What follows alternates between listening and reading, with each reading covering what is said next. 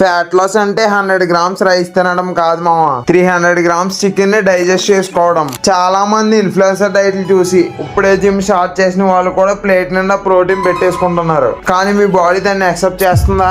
Body building అంటే చాలా మంది మజిల్ గురించి ఆలోచిస్తారు, కానీ మెటబాలిజం ని మర్చిపోతారు. మీరు ఇప్పుడే జిమ్ స్టార్ట్ చేసి సడన్ గా ఇంత హై ప్రోటీన్ తిన్నారనుకో, ఫ్యాట్ లాస్ ఏమో కానీ ముందు బ్లోటింగ్, సివియర్ కాన్స్టిపేషన్, ఇంకా డైజెస్టివ్ ఇష్యూస్ మొదలవుతాయి. బాడీకి ఇంత ప్రోటీన్ ఒకేసారి తీసుకునే హ్యాబిట్ లేకపోతే అది మజిల్ బిల్డ్ చేయదు, వేస్ట్ గా బయటికి పంపించేస్తుంది. మరి ఎలా మేనేజ్ చేయాలి? ఇక్కడే ఉంది లాజిక్. మీ బాడీ ఒక ఇంజిన్ లాంటిది, ఇంజిన్ కెపాసిటీ బట్టే ఫ్యూయల్ కొట్టాలి. మీరు ఇనిషియల్ స్టేజ్ లో ఉన్నప్పుడు ఫస్ట్ 2 వీక్స్ మీ కరెంట్ డైట్ కి జస్ట్ 20-30% ఎక్స్ట్రా ప్రోటీన్ యాడ్ చేయండి. ఆ తర్వాత మీరు తినే చికెన్ ని బ్యాలెన్స్ చేయాలి. అంటే ఇప్పుడు 300 గ్రామ్స్ కానీ 200 గ్రామ్స్ కానీ చికెన్ ఒకేసారి కాకుండా ఇది ఒక 2 to 3 మీల్స్ కి స్ప్లిట్ చేయండి. Next fibre. మీ ప్లేట్ లో 200 గ్రామ్స్ కానీ చికెన్ ఉంటే దాంతో పాటు 200 గ్రామ్స్ గ్రీనీ సలాడ్స్ ఏదో ఒకటి ఉండాలి. ఇది గుర్తు పెట్టుకోండి, ఫైబర్ లేకపోతే ప్రోటీన్ అస్సలు మూవ్ అవ్వదు. అందుకే ఫైబర్ ఇస్ ద కింగ్ అంటారు. 100 గ్రామ్స్ రైస్ తినడంలో తప్పు లేదు, కానీ ఈ ప్రోటీన్ ని డైజెస్ట్ చేసే క్యాపబిలిటీ మీ బాడీకి ముందు క్రియేట్ చేయాలి. ప్రోటీన్ ఎక్కువై వాటర్ తక్కువైనా సరే కాన్స్టిపేషన్స్ వల్ల మీ స్కిన్